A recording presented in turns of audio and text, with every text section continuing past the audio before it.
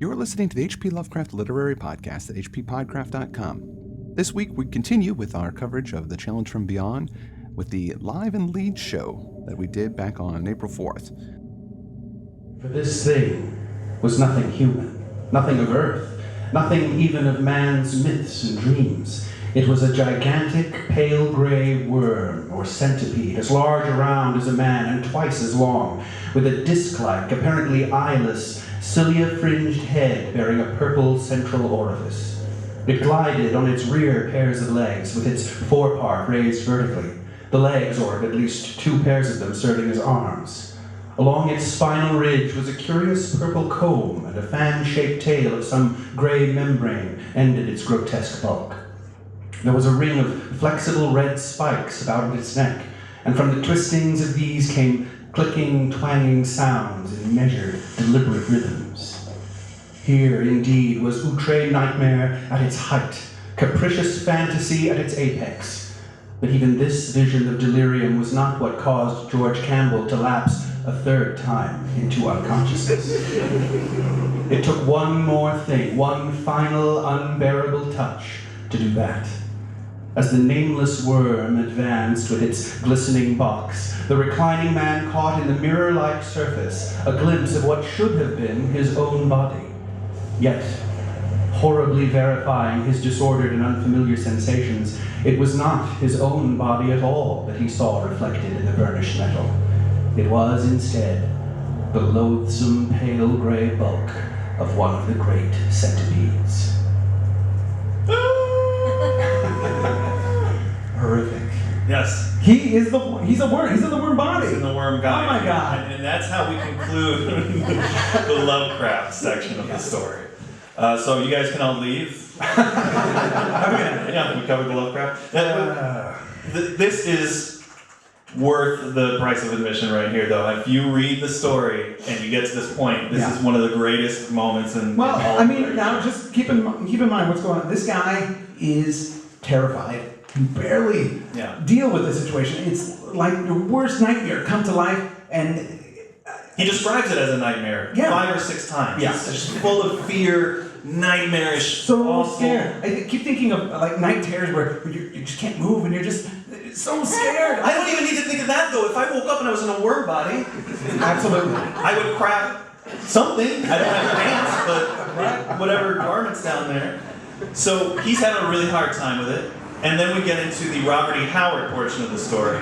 Now you'll know Robert E. Howard is the creator of Conan the Barbarian, Call the Conqueror, a number of very, meaty... Solomon Kane, Just a lot of yeah. hardcore guys. He likes the word thews a lot, really meaty thews, musculature, he likes all that stuff. So he's going to pick up the narrative of this tentative geologist who's scared of his new worm body. From that final lap of senselessness, he emerged with a full understanding of his situation. His mind was imprisoned in the body of a frightful native of an alien planet, while somewhere on the other side of the universe, his own body was housing the monster's personality. He fought down an unreasoning horror. Judged from a cosmic standpoint, why should his metamorphosis horrify him? Life and consciousness were the only realities in the universe. Form was unimportant. His present body was hideous only according to terrestrial standards. Fear and revulsion were drowned in the excitement of titanic adventure. What was his former body but a cloak, eventually to be cast off in death anyway? He had no sentimental illusions about the life from which he had been exiled. What had it ever given him save toil, poverty, continual frustration, and repression? If this life before him offered no more, at least it offered no less. Intuition told him it offered more.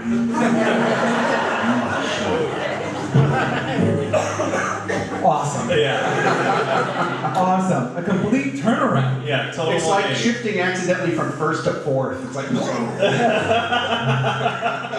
I have to say, being a fan of Lovecraft and reading so many stories, to have this happen, it sort of got me really excited. Well, the story, Yeah. Like he's going, wait a minute, I'm not at a disadvantage here. This isn't that horrible. This is really awesome. This is amazing. Yeah. He did that in about 35 words. Yeah, exactly. Then he just, there's no need for me to be scared at all. No. Problem. And he thinks, what about Earth?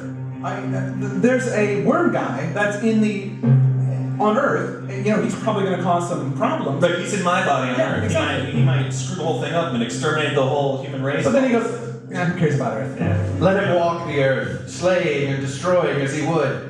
Earth and its races no longer had any meaning to George Campbell. There he had been one of a billion non-entities fixed in place by a mountainous accumulation of conventions, laws, and manners, doomed to live and die in his sordid niche. But in one blind bound, he had soared above the commonplace. This was not death, but rebirth. The birth of a full-grown mentality with a newfound freedom that made little of physical captivity on Yakub. He started. Yakub. It was the name of this planet, but how had he known?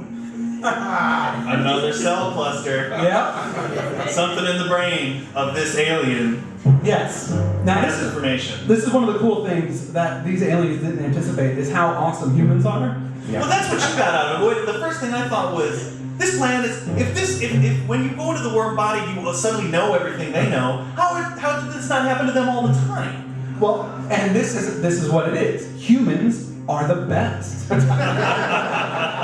are awesome. That they can get into a brain and take the residual information that's in that brain, access it, and use it to their own ends. I've met a few humans and I just don't sign up for that. But he does start to get memories off the body that he's inhabiting, and it's the planet Yuku. And he knows the body that he's in. Yeah, he knows his own name, and he knows the names of the other worm guys that he's around. Yes, he's with Yuke, the Supreme Lord of Science. Yeah. That's the guy that walked in. Man, the Supreme Lord of Science, I wish we gave those titles out. Yeah. So I was Marty Johnson, Supreme Lord of Science. right there. So Yuke, the Supreme Lord of Science, he doesn't understand these humans, these amazing humans that can do pretty much anything. So he's just gonna walk over and kind of check out this body and see what's up. But since we've got George in this body, who is human and awesome, he sees a scalpel, which would normally, it's just a tool. It's not dangerous. Yeah. Not to them. Not they to would them. Never. These people who, by the way, are going to planets and eradicating all species on them. Yes. Little sharp pieces of metal, that doesn't bother them at all. No. How could somebody use that to hurt me? Well, he does. Yes. He cuts the Supreme Lord. He just stabs him. And what? That's awesome. It's sort of like one of those Halloween sequels. I remember they had Michael Myers was in a coma or something like that for like 10 years. And they get him in an ambulance because they're transferring him somewhere. And the first thing he does is wake up and shove his thumb through somebody's head. Yes. And how can he do that? His muscles have been atrophied. It's the same kind of thing. He's never actually moved in this body before. No. He just gets up and starts stabbing. You're forgetting something, Chad. He's human. That's right. I can't forget that he's It human. comes naturally. Yes. Exactly. So George, once he guts the Supreme Lord of Science, he remembers that there is this thing in the center of their city, which is this orb. And this orb is an intelligence that is worshipped by these people, or these worm people. And he thinks, wait a minute, they don't touch it because they're afraid of it. And I'm human. I'm not afraid of anything. So Because I've never met humans who believe in crazy religious Of course, things. yeah. Or, why would they believe? It's stupid to believe this. A completely rational species we are, so Yes, for him, that completely kind of rational. superstition is ridiculous. So he, taking his worm memory, knows how to go through the city, goes into the temple where this orb is. There is a high priest there. He stabs and guts him too, kills him, and then takes the orb, and he becomes a god himself. Yes. He climbs up on the altar, he takes the globe, and he's going to rule them all. Rule the entire empire. And that concludes Robert E. Howard's section of the story. Good job, buddy. Good job.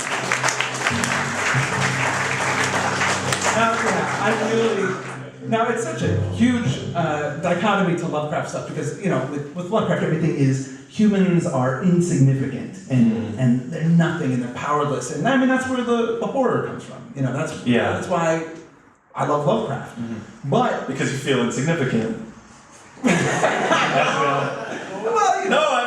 as we I like it too. yeah, no, it's scary, it's good. Mm-hmm. But I have to say that having Robert E. Howard come in and just sort of turn it on its end and make it the complete opposite, which is really against the spirit of the round robin.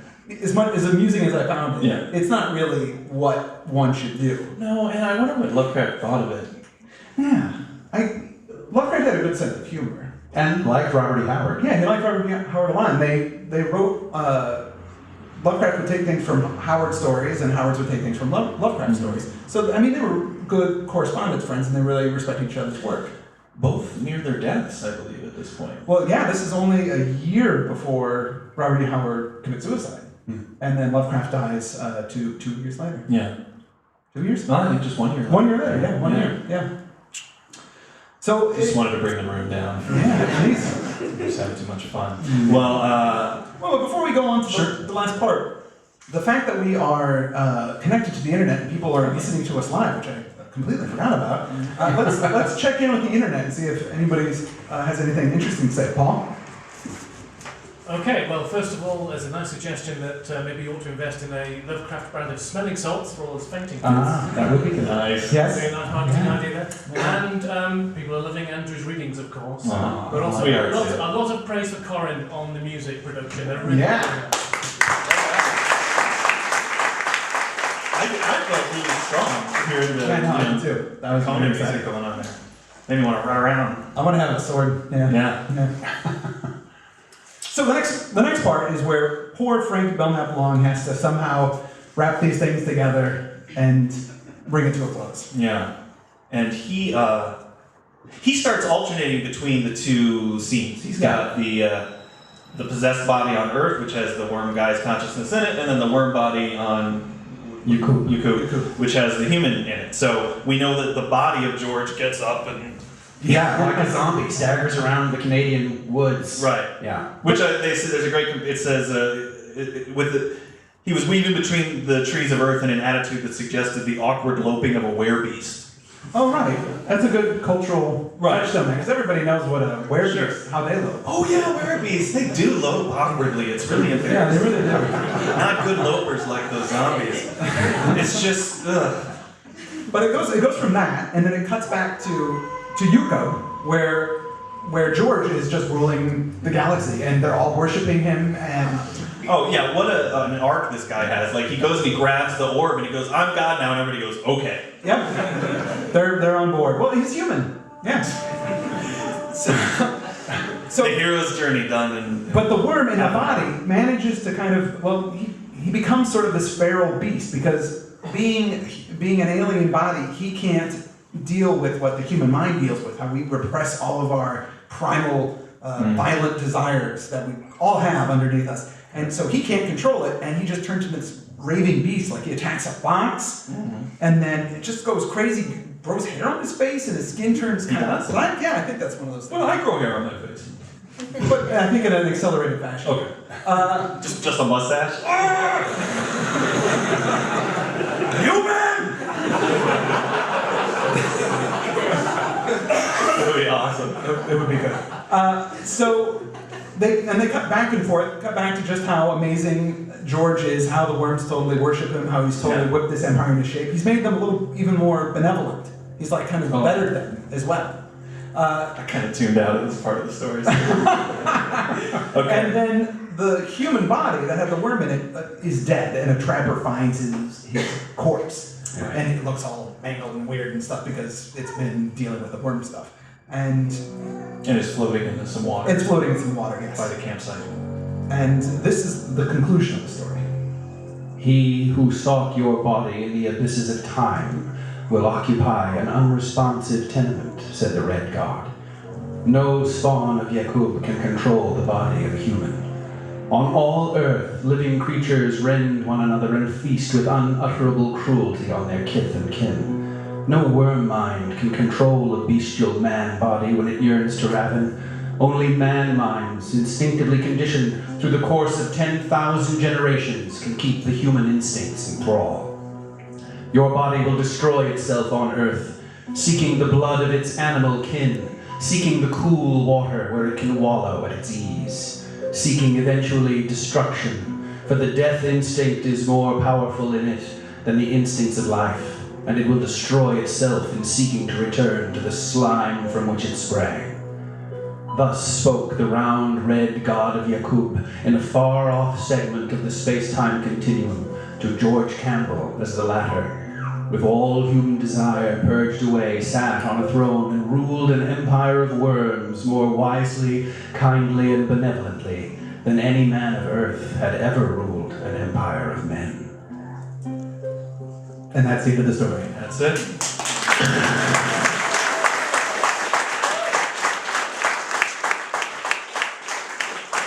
So we can get some more background on these authors. What do you guys think?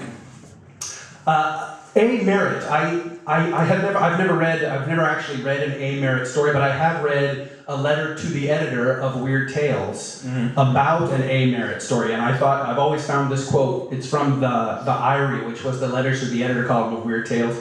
I've always found this quote to be a very, very funny glimpse into what A. Merritt's stories must have been like. The quote is, "Every summer when it gets hot, I have had dreams of going to Alaska.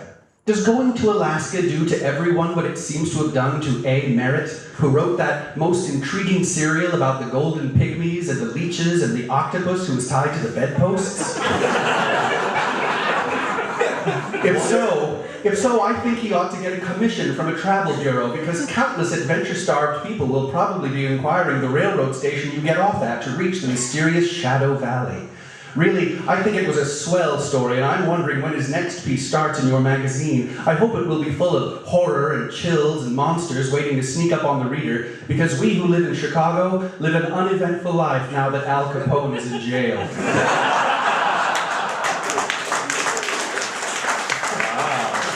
I've always loved that quote. I gotta find out about that octopus tied to the bedpost. Yeah, and anybody who can tie an octopus to the bedpost is pretty good, man. Anybody listening online or anybody who hears this show in the future, if you have any idea what that story is. Does anybody here know that story? No? Yeah.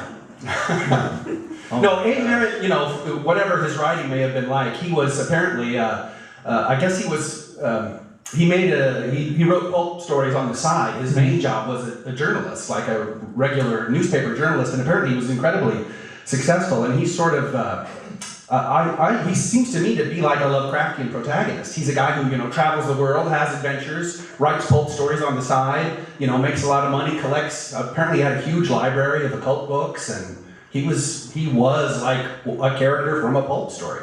Yeah, he does. Like Bruce Wayne or something. He was the editor of the American Weekly, which was like an insert in all the Hearst newspapers. Oh, yeah. Yeah, so that was kind of where he got his job. And H.P. Lovecraft totally dug his novelette of The Moon Pool, but he later on expanded it into a novel, and then Lovecraft said that was terrible. That he thought the short version of it was way, way better. And they actually met in person on January 8th, 1934. Merritt took Lovecraft out to dinner at the Players Club in Gramercy Park. In Vegas? What? In New York. In New York. New York. And Lovecraft at the Players Club. Huh? Yeah, that's pretty cool. And because Merritt got him into, he had the connections because he was kind of the big name at the Lovecraft time. was his +1. Exactly. And Lovecraft wrote in a letter about this meeting. He said, "Merritt knows all about my work and praises it encouragingly." Yeah. So he was really happy that that Merritt was really into the stuff. Now, according to Joshi, that Moonpool really influenced Call of Cthulhu. There's a lot of similarities in the way that the structure of the story was. And one strange thing for all Uber nerds out there, Gary Gygax mentioned A. Merritt. Gary Gygax, one of the creators of Dungeons and Dragons, the role-playing game. Right, he passed away. Relatively recently. And he mentioned Merritt is his favorite fantasy author in the Dungeon Master's Guide. So, and Merritt died in 1943. Right on. Well, then why did I say that? That's terrible. See, we normally record this and then we edit it out the stupid stuff. So you would have never heard me say something idiotic. We say a lot of really dumb stuff that gets cut out of the show, and fortunately for you tonight, you get to hear it all. You get to hear a lot of it. All of the really dumb stuff. Well, we know Robert E. Howard pretty well, obviously. Yes. We kind of gave a mini bio of him. Lovecraft, we obviously know. And Frank Belknap Long, we've mentioned many, many times. I don't know how much detail. I'm going to just talk about good old Frank again. Okay. now he was one. He didn't die until 1994. So he was alive for quite some time. He was born in 1901, so he was in his 90s.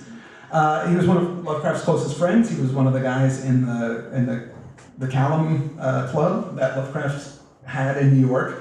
He met him. He was like kind of his best friend when he lived in New York. And one of the things that I was reading about is Long knew that Lovecraft was really depressed about living in New York. He just wasn't happy there at all. And he wrote a letter to Lovecraft's aunts saying, you should really invite him back to Providence and come live with you because he won't, like maybe he's too proud or he won't go back. Oh.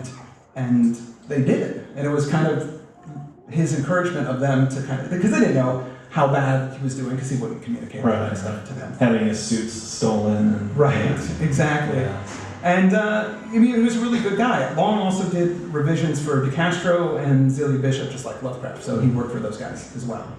Okay. And Long and H.P. Lovecraft's correspondence is the biggest amount of correspondence of Lovecraft than anybody. So he wrote and he corresponded a lot. A lot, yes. So wow. That's good to know. That's sort of like finding out, what was it? The longest piece of anything that Lovecraft ever wrote was a description of Vancouver or Toronto, Canada? What was it? Quebec. Oh, that's it. Quebec. Yes, that's right. This is longer than any of his fiction stuff. Yeah, absolutely. And then now C.L. Moore, I assumed was a man when I read. Yeah, I made the same assumption, but wait, does anybody? Which means I'm sexist, I guess, right? You are. It's just initials. Absolutely. It's initials. Anybody know what CL stands for? Catherine Louise, whatever. Catherine Lucille. That's it. Wait, who said that? Where were you? Stand up. Stand up. Sir, we're going to get you a t-shirt. Yeah. Good job. You want a prize. You want a prize. Seriously, we're going to do a t-shirt. That's awesome. I didn't think anybody would get that. That's awesome. Okay, great. Incredible. So Catherine Lucille, she was born in 1911 and died in 1987. Another fairly long-lived person. She was in Indianapolis. Never actually met Lovecraft in person, but they corresponded from 34 until Lovecraft died in 37.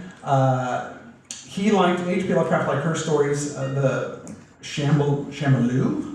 What? Chamallow.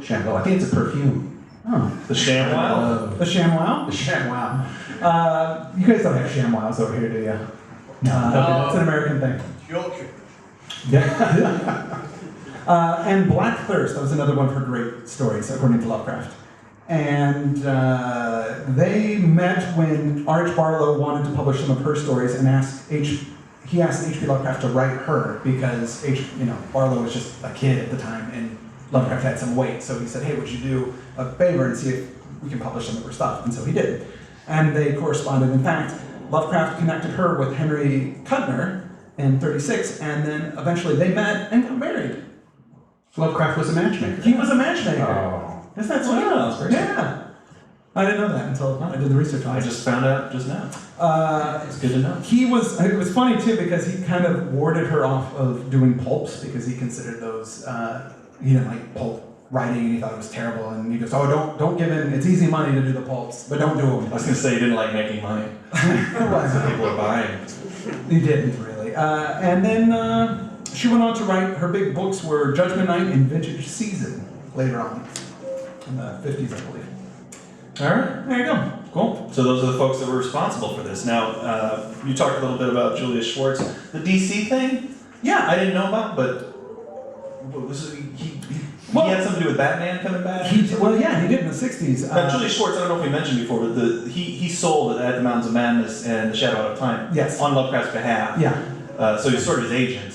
Yeah. In some respects. After doing this, he was really into Lovecraft, and he convinced Lovecraft. It was at a party in New York. She goes, "Let me represent you, be your agent or manager, or whatever they called it at the time." And doing so, he went and sold At the Mountains of Madness to Astounding Tales for $350, which was a pretty decent sum of money back then. And that was kind of it, really. He didn't really do. Yeah. Okay, well, you can tell me that he had something to do with Batman. Oh, no, with Lovecraft. But yeah, then he became the editor of All American Comics in 1944, which later evolved into DC Comics.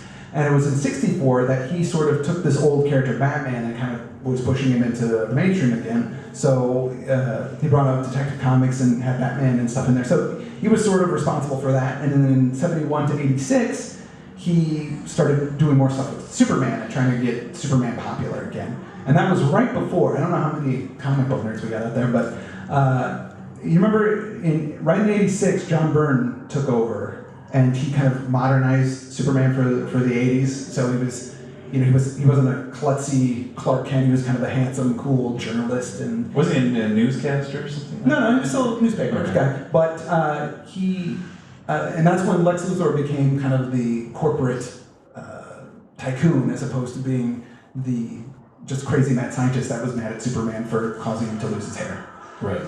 That happened after he retired. Okay. So he had really nothing to do with that. Yes. I just like talking Glad about we that part of included the all of that in the show. Well, so do we, is there anything else coming in from online? They really like Andrew's readings and they want you to do a live reading, full live reading at some point. Full live reading. We'll consider that. Yeah. Okay. We'll consider your suggestion. We'll consider that suggestion. All right. Well then, I mean, this. First of all, I'm just really impressed or surprised. I shouldn't say impressed. I was really surprised that we had this sort of opportunity. Chad was coming out to visit me. It's the first time he's come to the UK to visit me. And Andrew was at a film festival in. So it wasn't a film festival. It was a Lovecraft festival in Stockholm. It was about a week of assorted events. It included a couple of film screenings, but it also included a live performance by Ogham Waite and the Amphibian Jazz Band. It included a pub quiz night. It included an art exhibit by a cartoonist there. It included a bunch of different events, but they were all Lovecraft related. But it just wrapped up on Sunday. Yeah, what were you? One of the things you were doing there. I mean, you're wearing. People at home can't see this, but Andrew is wearing what looks like kind of an asylum orderly smock. Yes. And your patch says Arkham Sanitarium. staff. So if the readings tonight made anybody too frightened, too freaked out, you don't want to go back out into the dark night, Yeah. this guy can, he's... I brought, one of the things we're currently working on over at the HPLHS is the Arkham Sanitarium Sanity Assessment Kit, and I took the current prototype with me to Stockholm, and we did a little bit of play testing. I happen to have it here in the room tonight, and depending on how much time we have and how much patience people have, we might be able to take a look at some of that here. Because We're going to bring people up one by one and do it now. You can all just take them. Well, Just wait your turn. It's it only takes about 3 hours, so we definitely get all of you in. Yeah. Very, very. But you had a good time out there. Yeah, it was a very good time. It was a very nice fellow named Andrew Leman organized the whole thing, and he really did a Herculean job. And Mike Gallagher knocked it out of the park as Ogham Waite. The Amphibian Jazz Band was terrific, and it was quite an event. I think they're already planning to do another one in October. Oh. Wow, that's quite... I might have to make it. Well, so Andrew said, "Hey, why don't you come out?" And I said, "Well, actually, I can't. Really, I just got a new baby, and it's being away for a whole weekend. It's going to be a hard time." I go, "But Chad's going to be coming into town too." And then Andrew goes, "Well, maybe you should." If you can't come to Stockholm, why don't I come to Leeds? And I said, "Yes." And then Andrew had this idea about doing a live show. This is all Andrew's idea here. And I was like, Chad and I kind of talked about it a little bit, and then it just seemed to be this, because Chad already had planned his trip for a visit, Right. so just this weird it was less than a month. Yeah. We announced it less than a month before it happened. And you've seen all of the I was preparation. going to say, you'd never guess how well the show has gone before you put it together so hastily. Clearly developed intensive sessions. Exactly. In the car on the way over. But it was some short notice, and it's pretty crazy that you all showed up tonight. Yeah. On a Wednesday night in Leeds. Yeah. I had no idea that we could get 50 people in a room on a Wednesday night in Leeds, and that's outstanding. It's really touching. Oh, it's raining. Oh yeah, and the weather's It's a blizzard outside. A blizzard, A blizzard. They said that on the BBC, by the way. They go, blizzard conditions this morning. It was rather snowy. It was snowy. It was definitely Impressive weather. And then I also want to thank Paul, because it was Paul's idea to try and stream it over the internet, and we were able to get Corin for the music, because Corin is the sound guy. He's got all the equipment and everything. So And has been doing a bang-up job. Both of you guys have. Thank you so much for doing this with us. I really appreciate it.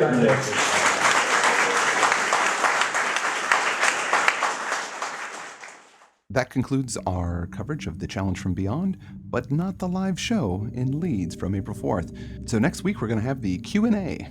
This weekend I will be in London at the Comica Comic Book Convention, supporting Self-Made Heroes Lovecraft Anthology Volume 2. That evening, there will be a live cabaret that I will be emceeing, which will have movies, music, and I.N.J. Kalmbard doing a Lovecraftian Pictionary. I can't wait to check that out. And on Saturday, April 28th, I will be at the Traveling Man comic book store in Newcastle, way up in Newcastle, doing signings for Lovecraft Anthology Volume 2 and do a short talk afterwards at 3 o'clock about adapting Lovecraft. So if you're in the Newcastle area, please come by and say hello. With that, I'm Chris Lackey, and you've been listening to the H.P. Lovecraft Literary Podcast at hppodcraft.com.